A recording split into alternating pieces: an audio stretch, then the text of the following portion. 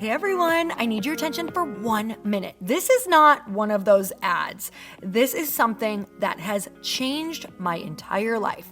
If you've been listening to this podcast, you know that this is all about personal development as the foundation for everything good in your life.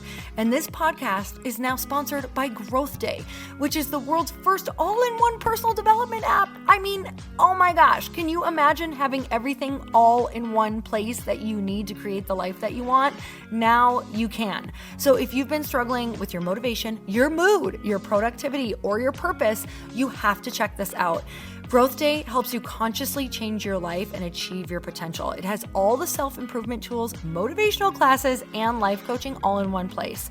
So many of us want to improve our lives, but the question is how? Where do we start? What do we use? How do you get unstuck? How do you make self-improvement stick? Well, research shows how. It's when you consistently journal, track your habits, set goals, learn from empowering mentors, and challenge yourself that you'll be happier, healthier, and more successful. But let me ask you something. Where do you actually do all of your personal development work? I have to tell you that over 300,000 people use Growth Day for a reason. It works. It's the world's #1 software for self-improvement. Growth Day has an amazing mindset journal that I absolutely love, a habit tracker, and a goal-setting system. In fact, I bet if you went to my stories this week, you probably saw me using the journaling app and telling you to do it too, because it's the first time that journaling has ever actually stuck consistently in my life because of this app. And best of all, Growth Day has live inspirational classes every single week from the world's top motivational speakers and life coaches. These are people who have impacted my life in huge ways. These are mentors who I already knew and loved. In fact, this is something that's so huge for me, you guys. I personally teach a class in Growth Day every single month, and it is one of the most fun things that I get to do, and I'd love to see you there. These classes will truly shift your life. There's always something new that you will learn. So join me and 300,000 achievers growing our lives with actual real intention. Visit growthday.com/Lori for a free trial. Yes, you can try this for free. So go to growthday.com/Lori and go live your best life. You guys, that's growthday.com/Lori. And I can't wait to see you there.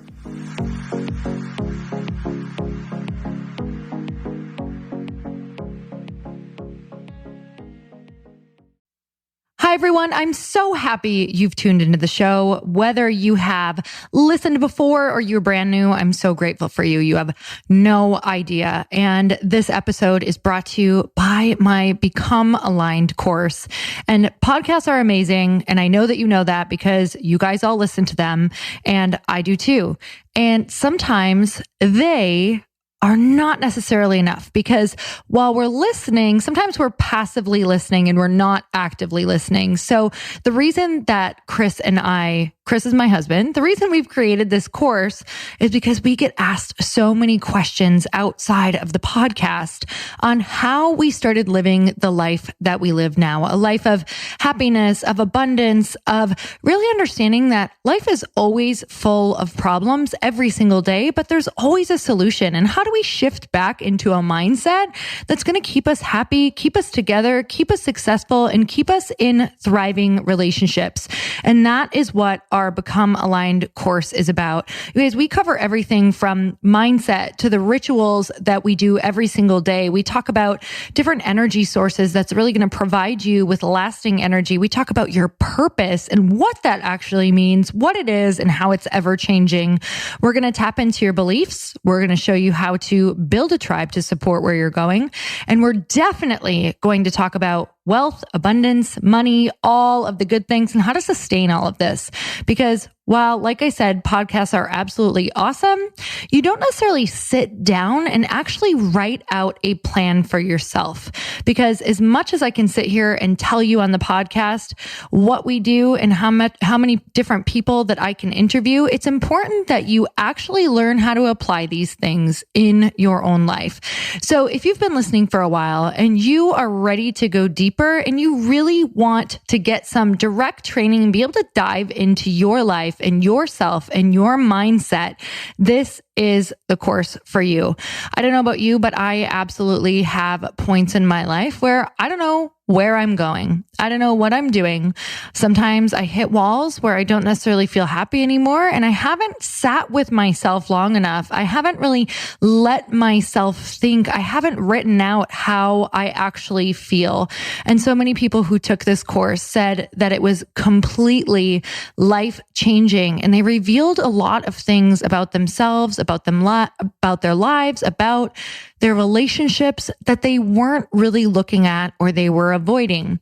And it's about having those tough conversations, not only with other people, but really with yourself, and knowing that you have the tools and the access to the tools. And we're going to teach you all of the tools that you need, not only to move through things, but to actually thrive on the other side. So you guys, I would love for you to join the Aligned community. It's such a special group of human beings, and you get lifetime access. This is 9 different modules where you're going to be working through each area of your life at your own pace. So you might need something on abundance. You might need more on, money. You might need more on your purpose, on your tribe. This is where you can really go deep on exactly what you need and make sure that you're not missing any of your blind spots. If you are feeling stuck, or if you are wondering how everyone is doing it and how they're managing it all, this is a truly honest course about how to have a thriving life and manage and deal with all of the different problems that do come up in your life, and understand that not everyone is going to support you and not everyone is for you, and you are not for everyone. And that's okay. It's finding your people. It's forgiving yourself. It's creating a life of abundance and choosing your own purpose and your happiness.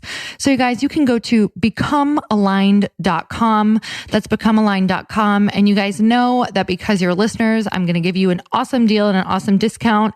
And I cannot wait to see you in that community. And also let me know if you join, because it is such an awesome community. And also, I'm really proud of this course. Chris and I poured our heart and our soul into this. Everything that we've done, everything that we've learned, we've invested so much into ourselves that this is everything that we have applied in our lives. And if you want to know how we've done it, we put it all on the table. We've put it all in this course. So if you want to know, go check it out at becomealigned.com. So let's get into the show. I just put myself out there with knowing that obviously rejection is possible. But if I don't put myself out there, regret feels worse. Welcome to the Earn Your Happy podcast. I'm Lori Harder, founder of The Bliss Project, 3-time fitness world champion, fitness expert, and cover model turned self-love junkie, lifestyle entrepreneur, and author. Each week, I'll bring you a guest or a thought that will help you bust through your fears, connect to your soul, and get focused and clear so you can elevate your life, business, and relationships. We don't wait until we're ready for someone to tell us we're good enough. We take what we want and we anoint ourselves. Get ready to earn, own, and unapologetically rock your happiness every single day. Are you with me? Here we go.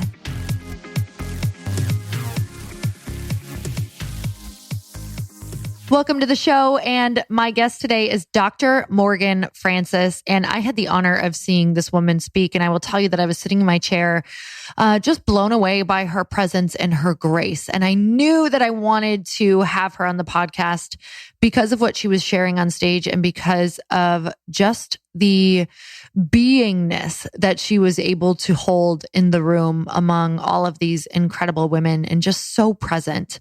And this conversation today will definitely open your eyes a lot about just different eating disorders, addictions, mindset, and all of the different things that all of us are dealing with and how they show up in our lives and how we can push through different addictions or things that are holding us back. So Dr. Morgan Francis is a doctor of clinical psychology and a licensed mental health therapist. She's the owner of Scottsdale Premier Counseling. Her mission is to break through mental health shame With over 20 years of experience specializing in the treatment of body image and eating disorders, Dr. Francis can empower you to make peace with your body and food. For too long, society has been embracing diet culture and pushing you to believe how you look is not good enough. And no matter how thin or fit you look, you can't outrun the pressures that surround you. The transformation of loving and appreciating your body happens internally, not externally, Dr. Francis says. She has online courses on body image and self-love that can help get you back to your life. And this is definitely a lot of the conversation that we have, not only around body image, but how so much of our beliefs around ourselves and our body image and food affect everything that we do in our life. So I can't wait for you to listen in on this conversation. Here we go.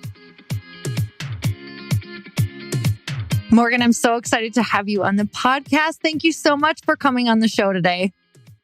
Thank you so much for having me here. I'm really excited to be here today. So, one of the biggest reasons I'm excited to have you here is because I'm always really thrilled when I can get people on the podcast who I've actually gotten to meet and experience and gotten to hear you speak. And we got to meet each other at Lindsay Schwartz's amazing event, Powerhouse Women. And first of all, I got to meet you and you were just one of those people who you can drop in right away, like super comfortable, really down to earth, but also just like, wow, like your presence is really powerful. And then when you are on stage, it's the same exact thing. It's powerful, but so incredibly approachable. And those are usually the women that I love the most.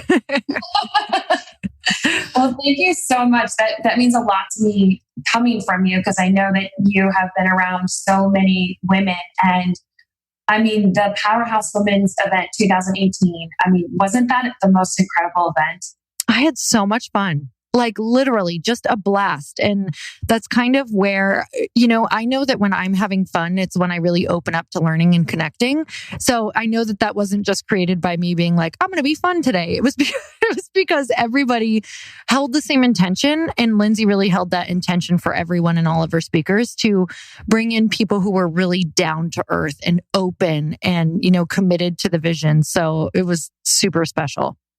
It really was. And for me too, my journey really came so, full circle, because I was in the audience the year prior to that. And I had never met Lindsay, and she had asked for feedback after the 2017 event. And I emailed her and she reached back out to me and she asked me to go to coffee.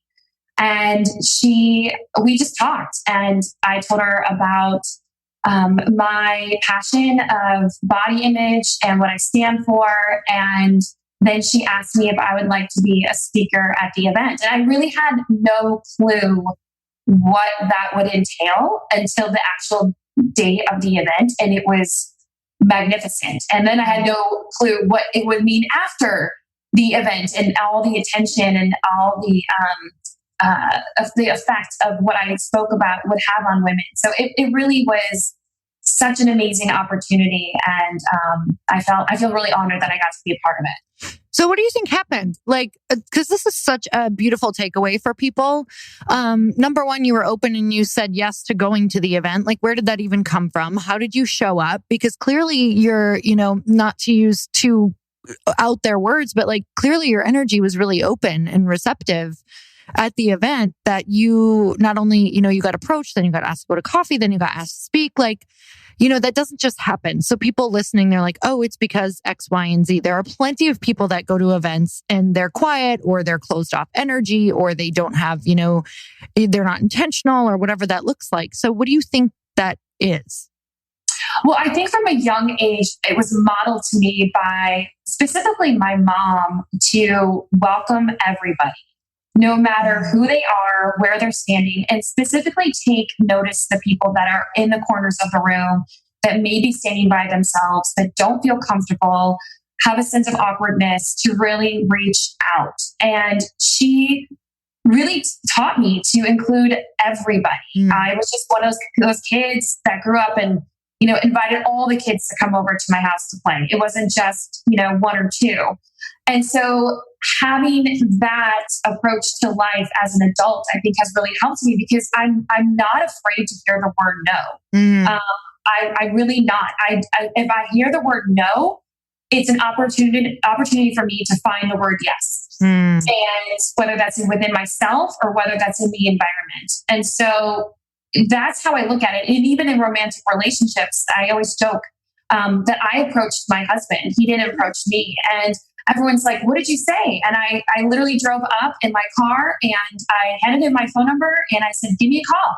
And they're like, you did that? And I said, yes. And they're like, well, what if he didn't? I said, then he wouldn't. And it's no loss. It's not like, I had anything to lose by giving him my number. It was just, here, give me a call. And I just put myself out there with knowing that obviously rejection is possible.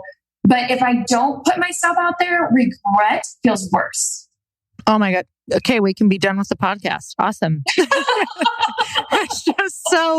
It's just so true. Like everything is risky and you have to just plant those seeds everywhere, everywhere you go. And I love that. Just really being open and having just like I think that's huge. Just what you said, just open energy of like welcoming energy of like everything is possible here. And, of course there's risk and potential, pain, but that's life, right? That's literally the process of life. So, we had just jumped on the podcast and you were telling me like you had kind of a crazy morning, but you did not get to tell me what all went down. So, why not share with a million people right now? Right, of all these people. So you're going to hear what happened. So when I go on podcasts, it's really important to me that I prepare and that I get my thoughts and have clarity and just get a flow for it. Mm-hmm. And my kids, I have 3 children, ages 7, 5, and 3. I had 3 kids in 3 years. So wow. We were busy. So, and my older 2 started a camp and it was their first day yesterday. And when we were sitting down for dinner, it turns out that one of the kids at the camp had bullied my 5-year-old and had tried to get money from him and went through his backpack and he called my daughter negative names. And it was just, as a parent, you just are sitting there with this, my stomach was churning. And of course I know what I want to do to this other kid, and that's not helpful. So it really put everything into perspective for me because it was like, okay, my kids really need me and they need me to be their mom and not Dr. Morgan Francis, the clinical therapist. They need me to show up as their mom. And so I did. And I went to the director this morning and, we had a good conversation about what happened. But my daughter turned to me and she said, well, Mom, what if I don't have a good day? What if I have a really bad day? And I put my hands on both my kids' shoulders and I looked them in the eye and I said, you do not let anyone rob your happiness. You can always make it a great day, no matter what happens to you. You have the power to turn your day around. And they both looked at me. They're like, okay, Mom. And we hugged and it's like on 3. And they went out to the soccer field and I got into my minivan and I pulled away, wiping tears, off my cheeks, because I think that's again about our mental health. It goes back into we all have the power to change our day, our week, our month, our year, whatever it may be. It's in our power. We just have to ask for help. And we are so good, myself included, at avoiding pain. I spent years of my life avoiding pain. My brother was killed in a car accident when I was 16, and it completely changed my destiny. It completely changed everything. And I had to really learn so much about life. And I learned that I was really good at avoiding pain by numbing out with, an eating disorder or toxic relationships or drugs or alcohol. And I really had to look at myself and become hyper aware of who I was. And I dug deep into journaling, into art therapy, to music therapy, to my own mental health therapy, to traveling, to connecting with God again to really figure out how I could heal from this loss.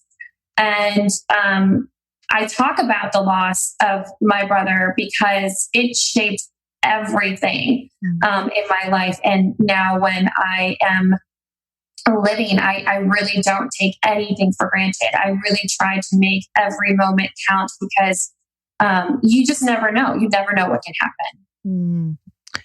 Oh man. So from your brother's passing and from you dropping off your children and, wiping tears away, like how do you, of course we have to feel all of those things, but at the same time, how and when did you decide that you didn't have to carry it through the rest of your life? Because I think what can happen, let's just use what happened with your kids. It's like so many people get stuck thinking that they have to carry that all day. How do I, shouldering the burden of, what's going to happen with my kids if they're bullied again? Like, and all of a sudden, all of that stress and fear and worry can drive us into drinking, into eating, into not caring about the things that actually move the needle forward of the things that you want to do with your life and how you want to show up and how you want to be there for people. So how do you handle all of that? I love that question. Well, specifically with this event with my kids, I mean, I did like what any person does last night after dinner. I numbed out looking through social media. So I did not take care of myself in a proper way. But I needed that escapism. And I think, Jay Shetty talks about, we can escape or we can elevate our brains. And I love that idea because I escaped last night. And then this morning it was intentional. I wanted to elevate. And so I had the conversation with the camp director. I called, a friend of mine and we talked it through. I went for a run and it's really hot outside here in Arizona right now. It's like 100 plus degrees. So I turned on music. Music is definitely my calling. It's my therapy. It's just really what I go to. And so, being in that space of just, taking care of myself, working out the emotions and letting them start to move through, like using that energy and finding an outlet for it to pass through me is going to be much more effective for me to be able to continue on my day than stuffing it or avoiding it, where we will see it show up in really problematic ways later on. So it's really important that I think for me, it's the awareness, right? It's making the invisible visible and creating the awareness of this is what I'm feeling, this is what I'm thinking, this is what I want to do, and moving out of the reaction into response. So when I can, instead of reacting, which would be negative and doing something impulsive, moving into a response mode, which is solution focused, which is moving forward and finding a solution of an action.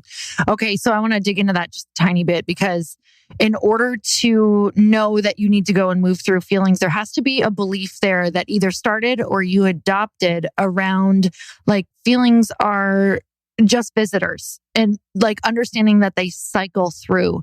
So where did that belief come from? And is that, what are you clinging to in those moments of like, do you know what I'm saying? Where the point where I think some people think they have that emotion becomes them or it becomes their identity, but clearly you have a knowing or belief that says this isn't, this is just temporary. How can I move this through and how can I grow from it? So where do you think that started from?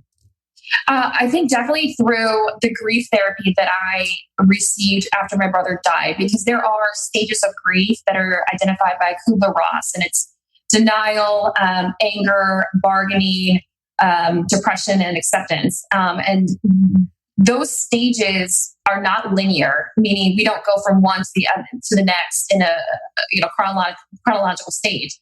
It's fluid. And so there were times that I couldn't believe he was gone. I didn't want to believe he was gone. And there are still times, even though it happened, when I was 16, that I still don't believe he's gone, that I don't want him to be gone. So that denial can come back up at any time in my life. That anger can come up any time in my life. The acceptance can come up at different times in my life as well. And so for me, it was just, this is circular. This isn't something that's just, this doesn't define me. My brother's death and the tragedy that my family suffered, it doesn't define who we are. It's a part of who we are, but we continue to move on. And my family, is so close. I mean, even though my parents got divorced a year later, and they both are remarried, they are extremely close. I mean, we're kind of like the Bruce Willis, Demi Moore, couple. Yeah. We do dinners together, we do holidays together. They've even joked about going on vacation together. I'm like, whoa, guys, back it up like that. A little awkward. But yeah, I mean, I'm lucky because I have parents that really, respect each other. And I think after you lose a child, a lot of things can happen. And I'm really grateful that they were able to still have respect for one another after the loss. Oh my goodness. Thank you so much for sharing that. And just the way that you put it in the picture of, this is circular. I think so often we can be like, I've been here before. Why is this here again? And I think knowing every day can look like that. Every day can be a process of moving through those things. So do you mind, just because that's so interesting, could you tell me the phases again? Yeah, it's by Elizabeth Kubler-Ross. It's denial, anger, bargaining, depression, and then acceptance. What is the bargaining one about? So bargaining is like, if I do this, can I get this back? So if I'm good, if I'm a Christian, if I, God, if I own this to you, can you bring me something back? Maybe not in a physical form, but could, you make sure that nothing bad happens to me again. And that's what actually I felt that. I remember being in my college years and thinking, well, I went through the most painful thing. I lost a family member. I lost my brother. There's nothing bad that could happen to me again. Well, God, I was so wrong. I was really wrong because I felt pain in many different ways, many traumatic ways. This was not just the tip of the iceberg. Just because I felt pain and lost my brother doesn't mean I was never going to be exposed to pain again. In fact, I would be exposed to pain many times again. Can you, so this is such a huge topic for me right now, like the acceptance of pain in daily life, meaning, maybe it's something as extreme as the loss of someone, or people, finding out they have different diseases, or loved ones having, different things that are coming up, or cancer, or whatever that looks like. But also, something that I'm finding in my life every day is when you follow your dreams and you become an entrepreneur, like you deal with a lot, you work with a lot of people. And yes. When you're working with a lot of people and you're working with money, I think that invites a whole slew of different, very interesting, sometimes excruciatingly painful things that come up. Like, especially when you put yourself out there, just like judging character or bullying or whatever that looks like. So I'm really trying to, and I know I'm speaking for so many people right now, and I would love to hear your take on this in your life. Like the acceptance that every day there's going to be pain, but there's also joy. So how you talk to your kids and you're like, nobody can rob you of your joy. Can you talk to me from an adult perspective of like, how can I accept the pain that comes with all of the beautiful things in life? Yes. Well, I really believe, it's a yin and a yang. So we have the pain and then we have the joy. And what I have found working with, hundreds of individuals as a clinical therapist is that, the pendulum swings both ways. So we are great avoiders of pain, but we also can be great avoiders of pleasure and joy. And so it's not just that people avoid, feeling the uncomfortableness with the painful traumatic events. They avoid feeling the comfortableness also with the joyful events. And one of the things I know that you've talked about too is gratitude. And for me, when gravity pulls me down, gratitude lifts me up. And when I was in that, pain of losing my brother, I know that, pain is inevitable, but suffering is not. I knew that I wasn't going to be suffering forever. And I was grateful that I had such an amazing relationship with my brother. Brene Brown talks about when parents or family members lose people, what we miss the most is the simple things. Like I miss seeing the scar on his knee. I miss how annoying he was. How he would fart in the car and lock the windows and roll the windows down. Like that's the stuff I miss, and so it's the simple things. It's not the big extraordinary things. And I actually love hearing people talk about their relationships with their siblings. I don't shy away from that. Like I want to hear about your relationship and how important it is to you, because then I know you get it. You get the value. When I hear that people are disconnected or no longer talking to their siblings, that's where I'm like, no, like reach out. Let's find a way to have a conversation. If it means, of course, I'm not talking about, significant abuse and things like that. But if there's an argument that hasn't been worked through, let's talk about that, because there's an opportunity there that you're missing out on that connection with your sibling. So that to me is where the healing is. When I'm able to help people through their pain of losing someone, because I've been there and I know that feeling. I know the look. I know the scream that comes out of a parent's mouth when they hear the news of losing a child. I was there. I heard it. I'll never forget it. So you go through this cycle. I'm sure this comes up all of the time. Do you have a particular, I know that you said that you walk and you listen to music. Is that kind of your go-to for when this cycle comes up? Or do you recognize when you're going through it? Is it helpful, or is that sometimes actually not helpful to be able to like diagnose where you're at? Does that make sense? Yes, it does. And there are days I recognize it and there's days that I don't. When the days that I'm like, what is off? Like something's off of me.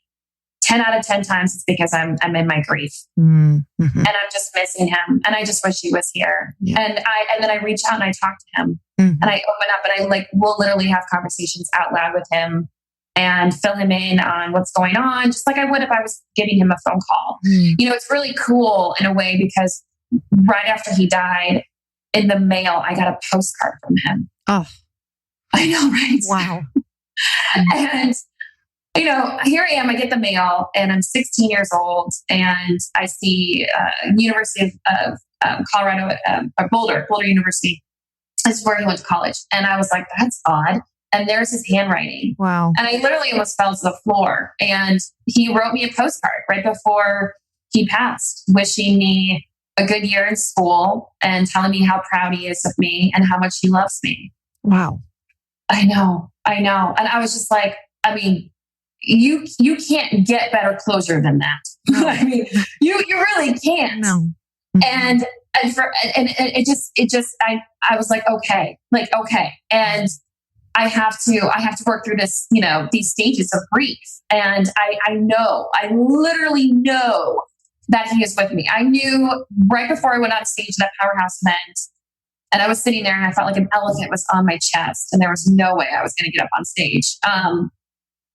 All of a sudden, Lori, I had like this vision of him and I knew he was there and I could hear him and I could see my family and I could see my kids and I could see my husband. And I just knew I was meant to go up on that stage and serve and deliver a message for women to love themselves. And I can't, it's so hard to explain it in words. It was just this feeling. Wow. Yeah, that's absolutely beautiful. I can't even imagine getting the postcard in the mail. Yeah. Do you ever are you ever like, wow, is there ever a part of you that wonders, like, is there a higher part of us that knows sometimes? Had he ever written you a postcard before? He had never written me a postcard. The last conversation I had with him, I remember where I was. I was in the mudroom of my home. I picked up the phone. This is obviously before cell phones. And I was like, hey. And he's like, I want to talk to mom and dad. I was like, okay. And I was like, Mom, Dad, Kyle's on the phone. And he's like, hey, and I'm like, what? He's like, I love you. Mm. And I was like, I love you too. And it wasn't something we said to one another on a regular basis. We clearly share at special times. Yeah. But he told me he loved me, and those were his last words to me. Mm. And I feel that I was really lucky because I know there's so many people that don't get that. Yeah. It's so many, and I am not all my family members got that. So, and that really hurt and it stifled their grieving process. I will say my sister did not have the same experience as I did, and that really negatively hurt her and wounded her that she didn't get to have that closure with him. She didn't get a postcard in the mail. And so I definitely feel that I was blessed in that way because it helped me in my healing journey. And so that's why I feel like I'm also, I need to be that person to also help others. Like this was my destiny. Like people say like, oh, how did you find your career? I'm like, no. My career found me. It's my purpose here in life is to serve others and to help them through their pain. Oh, that's what I was just going to ask you. So is that where your passion came from? Did you know how soon into your journey did you know that you wanted to help people basically cope? Because you help people with so many things: body image, eating disorders, mood disorders, relationships, trauma, sexual disorders. Like, do they all have a similar root or through line to them? They do. It's not, exactly the same, but it all comes back to trauma, to pain, to suffering, to loss. And we all have a story. And that's the thing. I'm sure we've all heard this line, you never know what someone's going through. And you really don't. You really don't know. And I mean, I've worked with some of the most, high celebrities that you would ever see on TV, all the way to, a 12-year-old child. And yet we all have the loss. We all have the pain. We all have the hurt. And it manifests itself in different ways. And until we get the help, we don't know how to heal ourselves. And we have to feel, we have to deal, and then we have to heal. So you said if we don't get the help, we can't heal ourselves. But so many of us, like, whether we are afraid to ask for help or whether we are, I know something that I'm totally like, I'm guilty of is being like, oh, well, my problem's not big enough, but then they can grow much bigger. So how do you know you need help? When can you ask for help? How do you even go about doing that? Yeah. And I love what you said because I've heard that so many times. Well, I don't have it as bad as this person. And how I frame that for my clients is, you're right. You don't have it as bad as that person. However, you don't have it as bad as that person over there either. Mm-hmm. And so really what you say when you say to yourself that my pain isn't as big or as bad as somebody else's, what you're saying is I'm not deserving of help. That's the message that you're sending to yourself. And you've always been deserving of help. We all are deserving of allowing ourselves to be helped. And I know that I'm really good at, figuring it out and handling it and taking care of it. I think, that's just my personality.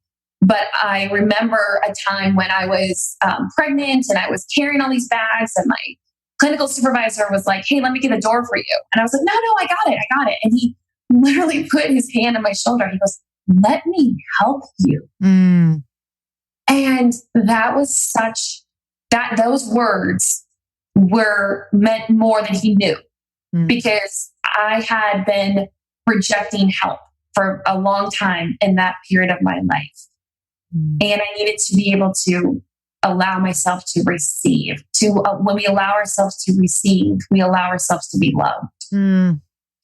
Oh, that's so beautiful. And you gave me such an image of, it's a gift to be able to help people. Like, when I see my husband stressed out and he doesn't let me help him, I'm like, you're killing me here. Like, let me help you, please. Like, it would make me feel so good.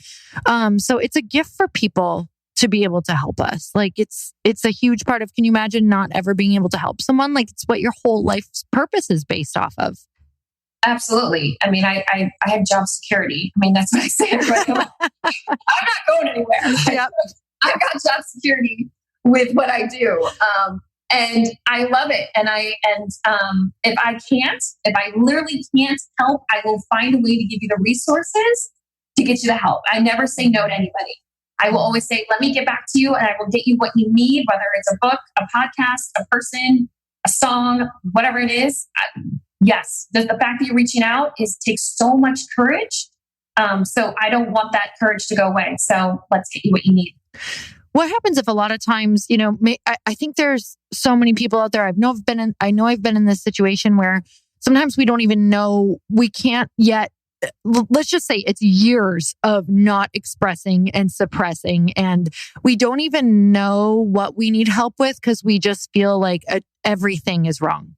Mm-hmm. How do you even start to uproot, unravel? And I think it's a really scary place for a lot of people because they haven't looked. They haven't seen what it is. They haven't confronted, or as you say, carefronted, which I think is just so beautiful, because confronting your fears and what's wrong can be one of the scariest places. It's much, sometimes it can feel easier to suppress and sweep under the rug because we're used to feeling that pain. So how do you even start to look at, what you want to start taking care of?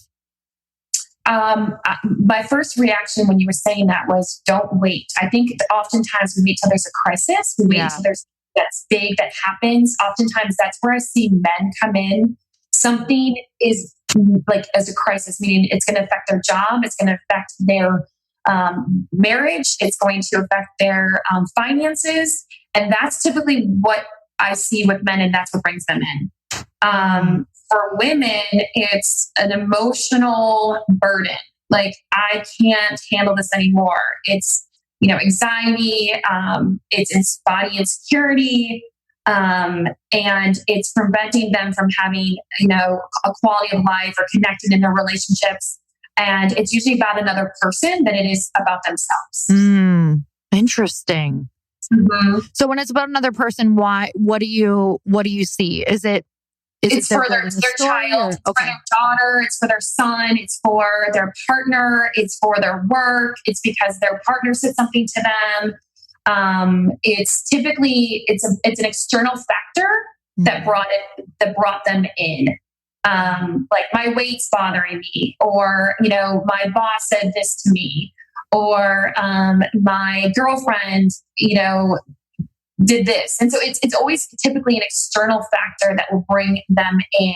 But once, whether it's a man or a woman, once they're in, then it becomes about them. But as far as getting them in to make that call to reach for help, what I would say is don't wait. Don't wait till there's a crisis.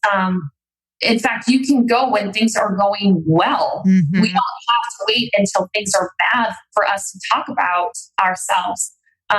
Oftentimes I say to my patients, it's okay for you to come in here and have a good day. Mm-hmm. In fact, let's talk about what's making it a good day today. What's helping you, and not always focusing on what's bad, but also what's working. Oh, I love that topic too, because I feel like it's so easy to get attached to our identities of our problems. And sometimes, it's almost like you can feel naked without a problem if it's identified you for so long, especially if it's what got you different connections, or maybe we bond over, you only know how to bond over drama or, past experiences or traumas that have happened. So really focusing on what is good. How do we confront our problem, but not get stuck in the problem? Because sometimes that's what I hear about. Like you said, I love that you celebrate great days, because sometimes I hear that we can start to talk about our problems or go to therapy, but then get stuck in the loop. Yeah, exactly. And so that trauma bonding is really common. It bonds us into the pain. And we feel like we can't be without the pain, because the pain has been a partner. The pain is familiar. The pain is a state of comfort in a sense, because it's what the person's always known. So to work through the pain and leave the anxiety or leave the depression or leave the guilt, it feels incredibly scary, because then I'm exposed. Right? Then I'm really me. And who am I? Who am I without this discomfort? And oftentimes people may not know. Oh my God. So, yeah. Yeah. That one's close to home in many ways. Mm-hmm. Yes. So it's getting to understand our identity. And what I will ask a person is, who are you? And however old they are, whether they're 43 or 67 or whatever age, I'll have them, write down these affirmations. I am a survivor. I am intelligent. I am creative. I am passionate. Whatever you are, not what you do, because that's different than who you are. And we tend to mix the two. Wow. Yeah, that's huge. Just, I think growing up where it really was just that was all that we talked about and bonded over was either pain of the world or pain in our bodies or pain of, whatever it looked like. Because, I think growing up in a restrictive religion as well, it was always like we were waiting for the next part of our lives, whatever that looked like. And I think like believing, whatever those past beliefs are, like this is the life that that you've been born into, whether that's, life is hard and then you die or whatever those beliefs are. It could be financial beliefs. It could be family beliefs. It could be religious beliefs. It's like not once in a while, I'm going to be totally honest, like on a daily basis, I'll find myself scanning for what is wrong. Like, where's the anxiety? And it's like a loop. And I know that I can't be alone in this. So it's like, how do we allow ourselves to let go of that loop? I know you just told me, but tell me again. Well, we can. And also, you bring up a really good point, because I've done it myself where I'll be with my kids and I'll be experiencing joy, and all of a sudden I'll imagine something really bad happening. Like there's a car accident or there's a drowning or, he could just fall over and stop breathing. And I'm like, what the? And I'm like, what am I doing? Yes. What is going on? And Brene Brown talks about this. We rob ourselves the joy because the joy is vulnerable. The joy, we know from when we've experienced pain, can be short-lived. And so preparing ourselves to think, okay, something bad's going to happen, is a way for us to put up our defense mechanisms to protect our sense of ego. So if I prepare for it, then it won't hurt as bad. But you and I both know that's a bucket of lies, because it still hurts. It still hurts. Yeah. And no preparation is really going to minimize a crisis or traumatic loss or a negative experience, because it's painful and it hurts. It's just going to rob the moment. Yes, it's going to totally rob the moment. So stay in the joy. Don't exit. Don't avoid the joy. Stay in it, because that's where the goodness is. That's the richness. Oh my God. I just had this flash of like, I feel like all of the old sayings like, well, it's all fun and games until, like, we feel like if we're not stressed out and thinking of like what could go wrong, that if we are, sideswiped while we're in joy, that we will be guilty. Like, why didn't I see that coming? Or why didn't I think that's a big root for me is it's like, oh my God, if I'm just in pure bliss, like, will this add to the idea that why wasn't I more prepared? But we can't spend our life preparing for fear and anxiety. Exactly. We can't. And we'll be unsuccessful because it's the guilt. Yes. Why wasn't I, or why couldn't I see this? And when there is a loss, or pain or trauma, we want to blame somebody. Yeah. We want accountability. We want to be able to point the finger at someone or something to say, it was your fault that this happened. And when we can't do that directly, then we're left with looking at ourselves. And that's really uncomfortable, because then we have to handle all the emotions that come along with the loss. Well, therapy is happening over here. There's so much around that. But I want to ask you, because this is like, I loved hearing you speak on stage. And I think one of the biggest topics going around, especially right now in this very moment, is so much about body image. And I know that you love talking about body image. So why is this such a hot spot for you? Because I've been through it and I get it. One of the ways that I avoided pain was I developed an eating disorder, and I would, restrict food. I would count calories. I would spend hours at the gym. I would purge. I would binge. I would cleanse. Name it. I probably did it. Mm. And I was miserable. And the thing is, I was at my thinnest. Mm. And I remember coming back home from college one summer and I was very thin. And I got so much praise for looking, good to everybody else. But inside, I was just miserable and no one knew. And it was so confusing to me that people assumed that my life had to be so fantastic because I looked a certain shape and size. And that's when I knew, like, this is a deeper issue. This is a systematic issue. This is an environmental issue. This is oppression. There's so many layers to it. And so once I recovered from my eating disorder, I still was having diet culture show up in my life. And that's when I was like, okay, there's another layer to this. And this is my body image. And I need to explore body image. And body image, how I define it, is the way that we think, we feel, our attitudes, our beliefs, our behaviors around the way that we look. And I wanted to understand it more because you don't have to have, you can have an eating disorder and obviously have a negative body image, but you can have a negative body image and not potentially have an eating disorder.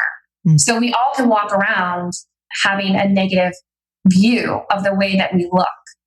And after I had my daughter, I knew that I had to change the way that I was thinking and feeling because I didn't want her to feel what I was feeling. And I talked about this in Powerhouse Women's Event. The number one question I get asked by moms and parents is, how do I make sure that my child doesn't have a negative body image? And what I say is, really what you're asking me is, how do I make sure that my daughter or my son doesn't hate their body the way that I've hated mine? Yes. And it starts with you. It always starts with you. Children learn through social modeling. Monkey see, monkey do. And you can tell your child till you are blue in the face that they are beautiful, that they are amazing, that they are worthy, and accept their bodies. But if you, on the other side of that, are getting on the scale and you are grimacing, or if you're not eating with your children, or you're like, oh no, mommy can't eat that. Mommy's on a diet today.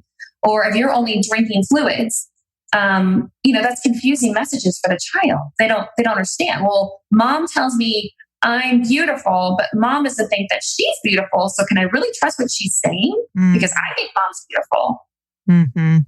And so it sends all these mixed messages. And I didn't want to have mixed messages for my children. I didn't want to have mixed messages in my life anymore. And so I really adopted in not being part of the diet culture and to point it out and to spot it and help people know what to do about it and to educate and to give them the power back as a consumer. You don't have to purchase that product. You don't have to agree just because they're a celebrity or just because they're selling you something doesn't mean that you have to believe it. You can say, you know what? That's not for me. Like Patrice Washington said, reject the advice of not in alignment with your assignment. You don't have to take that in. And that's what I started to do for myself. And that's what I want my kids to be able to do for themselves. So beautiful. I truly like looking, how were you raised? What was something that you saw growing up that was, impactful on your body image? Well, I was raised for my body image to be a very focal point. I was always told I had comments about my external appearance all the time, which was not good. I remember going on a diet when I was probably 14, if not younger, counting my calories, worried about, what I was going to look like or if I could get into my clothes. I was young, I was a teenager. I'm thinking this. The messages to me were, your appearance is very important. And it's probably really not directly, but it was the most important thing about me. And that is the furthest thing from the truth. The way that I look is the least interesting thing about me. And I don't want anyone to think that the way that they look is the most interesting thing about them.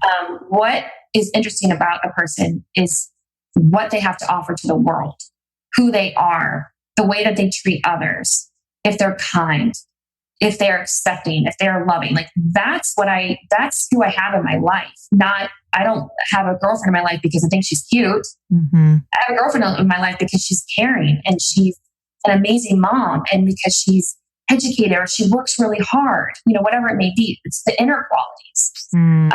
So I wanted to get away from that because that was something that I really grew up with. Lots of messages from my parents about the way that I looked. And I still get it today about the way that I look. And I really try to say, and yes, more than that. Or if it's my daughter or my son, and she or he is all this too. And because we're so ingrained to just focus on the external appearance. I mean, it was something that was so nice to be told and said to, but now we don't, when we forget like, oh, wow, if you just cling to that, then that's going to be the thing where most of the value is. And I think one of the biggest ways that I've shifted out of that, especially coming from, having no attention up until I started doing fitness competitions and then getting all the attention only for that. One of the main ways that I had to detach my identity from my body and being super lean, because the second I wasn't super lean, I wasn't getting those comments. So it was like, oh my God, how do I get those again?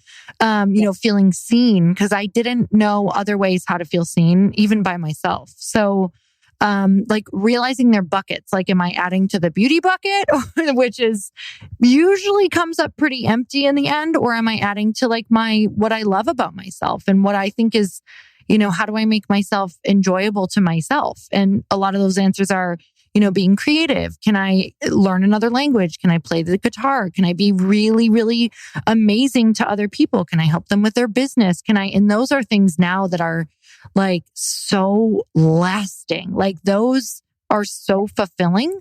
So how can we focus on, like building things up, especially as females outside of, our external? I love what you just said. It's so valuable because I was just working actually with a gentleman who, when he was in high school, he got all this praise for being so physically fit. And he, fast forward years later, he's going back to his, high school reunion and he has so much anxiety about the way that he looks. And he's obsessive about working out because he wants to uphold this image that he had when he was a teenager. And I said the exact same thing to him. I said, the least interesting thing about you is the way you look. And he just started crying. And he's like, no one has ever said that to me. And I needed to hear that. I needed to give myself the permission to be more.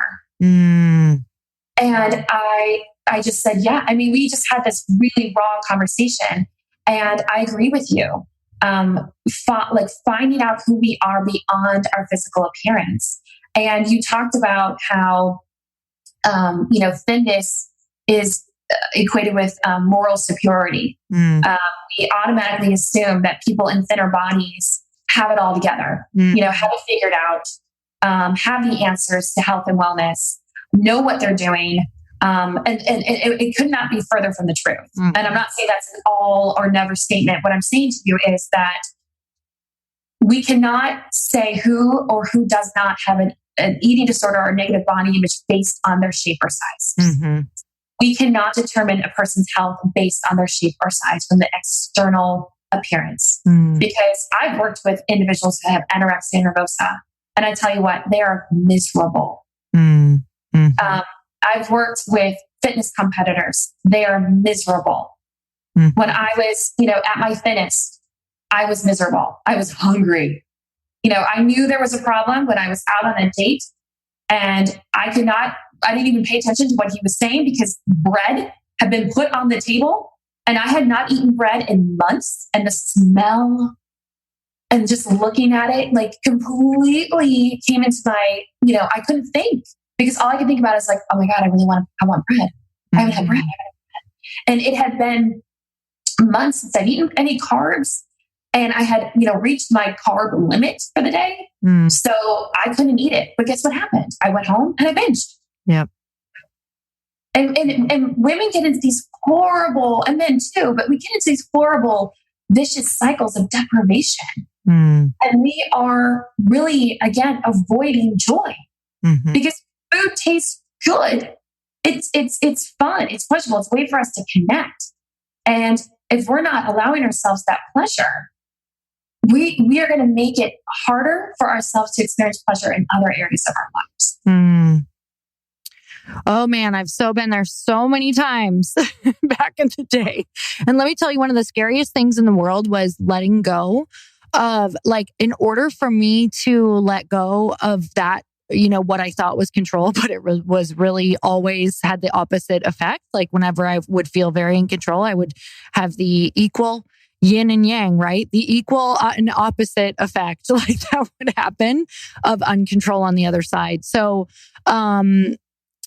something that I want to just chat about briefly is just, when you were on stage, you were talking about I think it's called the Minnesota starvation study, which with you talking about, not being able to, or trying to stop yourself from having the bread and then binging. You had shared some stuff that I just thought was so interesting. Could you share a little bit about that? Yeah, so this study is fascinating because it's really one of the most important studies when it comes to dieting, because this study was done after World War II. Dr. Ansel Keys and his researchers wanted to study the effects of war. And it wasn't, guns and warfare that killed humanity during that time. It was famine. And so he wanted to understand how to rehabilitate a body after starvation. And 400 male subjects volunteered. It ended up being 36 that he took in. And in the first 3 months, all of them were evaluated. There was a baseline. And they were given 3,200 calories to start off with. And the men were doing great. And then the 6-month period was the restrictive period. And the restrictive period, they cut their calories in half. So about 1,575 calories. Now, Lori, and I'm sure, I have dieted and been on way less than 1,575 calories. But this was, cut in half for these men. So it was significant. So naturally, we're going to see changes in their body shape and size. And that's, what the researchers predicted and wanted to see happen. But what they weren't prepared for was the emotional and mental repercussions of the deprivation, of the restriction of the calories. So men started to become irritable in the food line in the cafeteria. They started to not sit with each other and would sit by themselves. When they were eating, they would try to dilute their potatoes with water to make it last longer. They would take their fork or spoon and scrape every single morsel left on their plate. They would go into the garbage hoping to find the leftovers of anyone else's plates. And I've been there. I have taken my spoon and gotten every last bite I possibly could. I have dug through the garbage, trying to, I dump the brownies out. Let's get it back out. I was like, is that pizza touching anything in there? No, it's fine. It's good. It's good. 2 seconds. Yeah. And back in their, housing, they at night were, instead of reading books or literature on interests or hobbies, they started reading cookbooks and recipe books. And what do we see with any dieting program? We see cookbooks and recipe books come out with it. And they became obsessed with food. So they stopped socializing with one another. And they instead would isolate themselves and not go to movies. They would chew up to 40 packs of gum a day until gum was banned. They tried to smoke cigarettes until that was banned. And as the months continued, their behavior became worse. They became more apathetic. They became more isolated. They became more irritable. They lost their motivation to do a lot of activities. So after the 6 months, the next phase was the rehabilitation phase, and that was 3 months. And their calorie intake was increased 500 calories. And naturally, you would think that the men would be happy and their symptoms would improve. Actually, it got worse. The men became more aggressive, they actually became severely depressed. A couple of them felt suicidal because they felt that they failed the program because what they saw in the mirror wasn't enough compared to what the researchers were showing. Hey, no, these are your stats. You've lost enough weight. We need to rehabilitate your body. They struggled and suffered from body dysmorphia. So what they saw was different than what other people saw. One man was going so crazy in his mind that he was eliminated from the program. And when he was walking home, I mean, back then there wasn't like McDonald's or Dairy Queen, but he stopped at a soda shop and he binged 17 sodas. Wow. So quickly they increased the caloric intake again and again and again because the results, their mental health was not improving despite their physical weight going up. So it wasn't until the subjects were around almost 5,000 calories that we started to see repair in their mental and emotional health. Wow. And so what this says is that our bodies don't know when the starvation is going to stop. Even though these men knew that the study was not something that would be forever, their bodies didn't know the difference. So it took an exceptional long amount of time for their mental health to repair itself from the deprivation and the restriction that they were under. And we go on cleanses or diets or restriction all the time. I see it all the time after we've given birth to babies, when we are going on to a vacation because we want to look good in our swimsuits, to, just a gym workout or a wedding. We will put ourselves under this restrictive nature and we will keep living life as though nothing has changed. And yet we are expecting our brains and our emotional well-being to function at the same capacity or even at a higher level. And yet we are restricting our food intake significantly. We can't live on what we're eating when our caloric intake is not meeting the needs of even a small child. And as women, I mean, we are doing incredible things right now. Like we are building empires. We are taking business. We are, getting into the rooms, developing relationships. And yet we're expecting ourselves to be under this restricted food intake while we're doing it. So that we can look our best, not feel our best. We tell ourselves we're feeling good, but we're hungry. We are hungry and we need to eat. And the biggest gift you can give yourself is the gift of food. We would never say to a child, "Oh, I don't think you should eat that. You better watch what you're eating." We wouldn't talk that way to our children. And yet we talk that way to ourselves on a daily basis. So changing the negative talk is critical. It's critical to our wellness, to our overall, to healing our, damaged body image. So how do we switch that and just, because I could talk to you all day, but we're nearing the end here. How can we, and I know this is a much larger question, which we can, follow you, find you, and I know you have some amazing things to offer. If everyone's like now salivating, like now what? But how do we, turn that into really nourishing ourselves and remembering like, it's an act of love and of kindness, and it helps your mood and your mental health and your relationships and everything excel to release yourself from that mental prison and nourish your body with food. So, if you were to, if you were giving yourself advice when you were in that period of time in your life, what would you go back and say to yourself? I would go back and say to myself, you deserve it. You deserve love. You deserve to be accepted by yourself, because somewhere, somehow, I believe that I wasn't worthy. I wasn't good enough to deserve love in an emotional, nurturing, compassionate way. And so when I don't believe it in myself, then I'm not going to allow myself to eat. I kept trying to shrink my body size, thinking that's the only way that I could be accepted and be loved.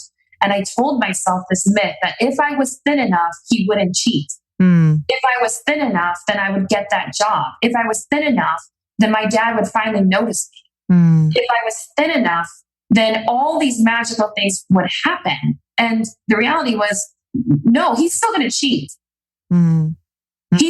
You don't need to be thin in order to get that job. You get that job because you work your butt off and you demand it. Yes. And your dad loves you no matter what. You just gotta have a conversation with him. You gotta talk to him. And that's what I had to do. I mean, I had a lot of conversations with my dad, and I'm so glad I did, because we're great now. So that's the piece. It wasn't about my food or my body shape and size, or trying to get myself to fit in a pair of, whatever size jeans. I needed to nourish myself so I can nourish the other parts of my life. Oh man, this needs like a whole part 2. Truly. And like, great, we just walked ourselves into another hour podcast. Perfect. Well, I'm so grateful for you. Truly, I mean, I really feel like I could continue this conversation and get so many answers for myself and so many other people. But where can we find you? Where can we follow you and learn more? So I'm actually launching my body image online course. I am so excited. It is called Bye Bye Body Blame. You deserve to love your body without having to lose weight. And I feel like I gave birth again, because this course has everything that I needed when I was suffering and struggling. And that's why I went to. Like, I went back to that girl and I thought, what did she need to hear? What would have helped her? What did she need to know? All the research, all the statistics, the information, so that I'm all about education, and because education to me is power. So give me all the education and then tell me what I need to do. And so I boiled it down to 4 core steps that a person needs to take in order to clap for themselves. And the clapping is really a metaphor for the loving and the compassion and the nourishment to give back to yourself, because we so often will give it to others, right? Like, good for you, and we'll clap for them, but we rarely are clapping for ourselves. And so that's what I teach individuals in the program. And it's once you have it, it's yours. It's yours forever. So it's a way to dive into understanding how to heal your body image, and I can't wait for everyone to get their hands on it. So also, I post a lot of information on my Instagram. I mean, I'm constantly talking about things that are in pop culture, to tips and tools and strategies that a person can have. I'm located in Scottsdale, Arizona. That's where my private practice is, and I'm really blessed. I'm blessed that I was able to be a guest on your show. I think what you're doing, Lori, is incredible. I adore you, and you bring such joy into my life when I listen to your podcast, and you're so funny. And I really appreciate everything that you're doing, because you really are an inspiration for so many of us. Oh my God. Well, thank you so much for that. I'm beyond grateful for this conversation. I'm so grateful that we've been connected. And I know that this has been probably, one of the most insightful, eye-opening podcasts for a lot of people, just on really starting to show up for themselves and believe they deserve it. And this is just, if you feel that this is just the beginning for you, definitely go check her stuff out or ask for help wherever you're at, because it is powerful. Like, it is so powerful to have these conversations, not just listening to them, but to go and actually have them and have somebody hold space for you. So thank you so much for coming on the podcast. And you guys, I have linked up everything in the show notes so that you can go and find her. And I always end on one last question. Are you ready? Yes. Okay.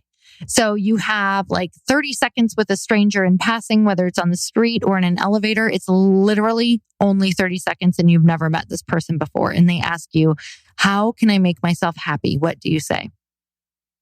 Believe in yourself. Believe in yourself. Believe in your worth. Believe in your love. Believe in you, that you deserve. That's the first thing I thought to myself. Believe in yourself. So beautiful. It always starts with us. Just like I said, when it comes to the parenting issue, it starts with you. It starts with us. It always starts with us. So believe in yourself. Thank you so much. And you guys, if you love this episode and you know anybody struggling at all that you want to text this to, absolutely do it right now. And we are so grateful for you. And until next time, earn your happy. Bye, everyone. Thank you guys so much for spending this time with me on the Earn Your Happy podcast. I am so glad that you stopped by. If you could take 1 second to share this episode with someone you think would love it, that would be absolutely amazing, and we would be forever grateful. Also, please leave us a review if you feel so moved by going to iTunes and leaving us an honest thought, an honest comment. Tell us what you think. Tell us what you want to hear more of. It would really help us out on our journey to helping thousands and thousands of people. Until then, don't forget to earn your happy. Thanks again, guys. Bye-bye.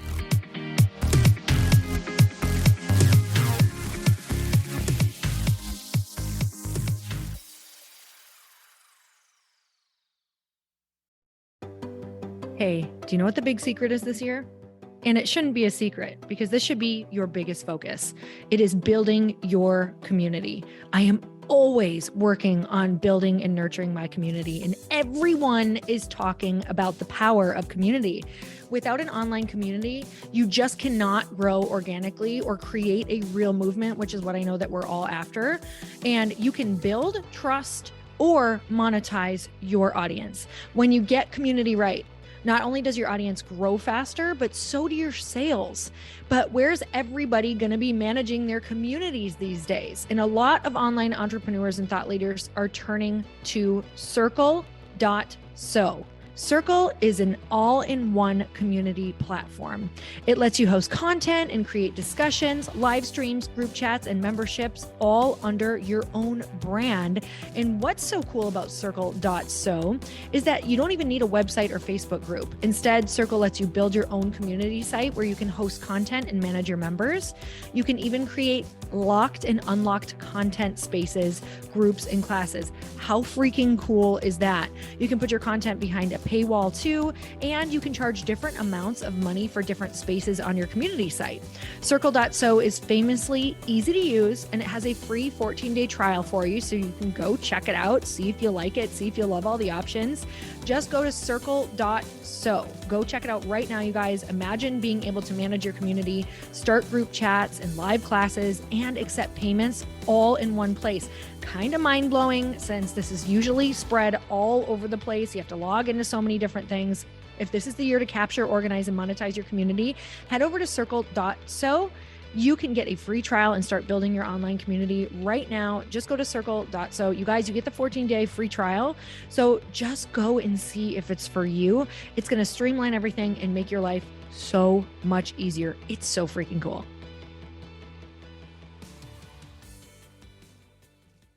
Want to know a huge secret to my success? Okay, not only my success, but just about every single person that I have interviewed on this podcast who is successful has this in common. You guys, they love to journal. They capture their life lessons and what they're grateful for. But a lot of people don't keep this up consistently. And most people do know that the research shows that journaling deepens your gratitude and increases self-awareness. But did you also know that journaling decreases stress and helps you achieve your goals faster? In fact, journaling is a huge differentiator between average performers at work and high-performing people.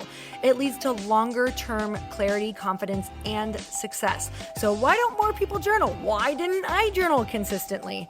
Honestly, they don't like staring at a blank page. It's hard to carry a book around with you or a notepad, and they just don't even know what to write about, or they just forget. That's why I know that you're going to love Growth Day. It's the world's #1 system for self-improvement, and it's like all-in-one personal development in an app. and it has an awesome digital journal, and people love it. Growth Day's digital journal has hundreds of research-backed writing prompts for self-reflection, positive mindset, confidence building, and success. I use them all the time, and it makes me think in ways that I typically don't, and it makes me ask myself better questions, which we all know gets better results in our life. It even has prompts that help you develop a daily, weekly, or monthly habit of reflecting on your life and identifying areas to grow. So it's a perfect time of year to start journaling, you guys. When you sign up at Growth Day, you also get systems for habit tracking, goal setting, and scoring, and improving every area of your life. Best of all, I get to teach there too, you guys. I'm so excited. I hope that I get to see you. I teach live in Growth Day every single month with a new topic just for you. So join me there. Start your free trial at growthday.com/Lori.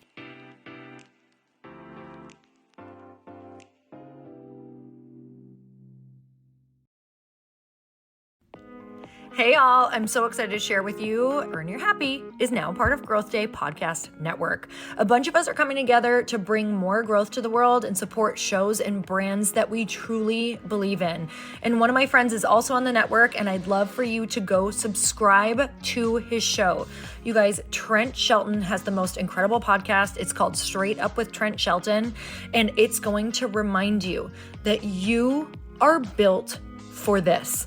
I have heard Trent speak in person multiple times. I've listened to his podcast a ton. He's coming on the show, and I literally cannot wait because this man just spits straight fire. It is like truth that goes to your core and makes you take action right away. If you want one of those podcasts that when you're just out on a walk, you can't help but want to start running and run through a wall in your life, this is the show to go listen to. So you guys, make sure that you go subscribe to the show, Straight Up with Trent Shelton. You're going to love it.